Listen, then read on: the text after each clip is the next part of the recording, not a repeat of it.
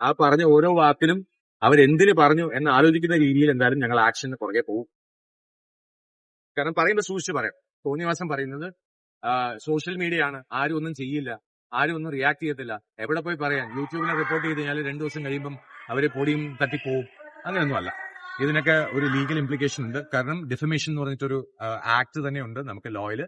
Defamation എന്ന് പറയുന്നത് ഒരു വ്യക്തിയുടെ സമൂഹത്തിലുള്ള നിലയോ വിലയോ എന്തെങ്കിലും രീതിയിൽ കുറയ്ക്കുകയോ മൂന്നാമതൊരാൾ അറിയെ അത് പബ്ലിഷ് ചെയ്യുകയോ പ്രിന്റ് ചെയ്യുകയോ ഏതെങ്കിലും ഫോമിൽ വരികയാണെന്നുണ്ടെങ്കിൽ അതിന് ഡെഫമേഷൻ പറഞ്ഞു. നേരത്തെ IPC 499 ആയിരുന്നു, ഇപ്പൊ BNS-ലും എന്തായാലും ഉണ്ട്. തീർച്ചയായിട്ടും അത് ഒരു ഒഫൻസ് ആണ്, അത് സൈബർ ഒഫൻസ് ആണ് ഇത്. അപ്പൊ എന്തായാലും സൈബർ ലോസും അതിന്റെ കൂടെ ഈ ഡിഫമേഷന്റെ ലോയും കൂടെ വരും. നിയമം അറിയാത്ത ഒരാളുടെ അടുത്ത് കളിച്ചിരുന്നെങ്കിൽ കുഴപ്പമില്ലായിരുന്നു. ഇത് ഞാൻ പഠിച്ച് പ്രാക്ടീസ് ചെയ്യുന്ന ഒരു ലോയറാണ്. എന്റെ അടുത്ത് കളിക്കുമ്പം സൂക്ഷിച്ച് കളിക്കണമായിരുന്നു. ഇനിയിപ്പോ കളിച്ചു കഴിഞ്ഞു എന്ത് ചെയ്യാൻ പറ്റും? ഇനിയിപ്പോ ഞങ്ങളെ കളി തുടങ്ങട്ടെ. അപ്പൊ നിങ്ങൾക്ക് എന്തായാലും ന്യൂസ് ഉണ്ടാവും ഉടനെ തന്നെ.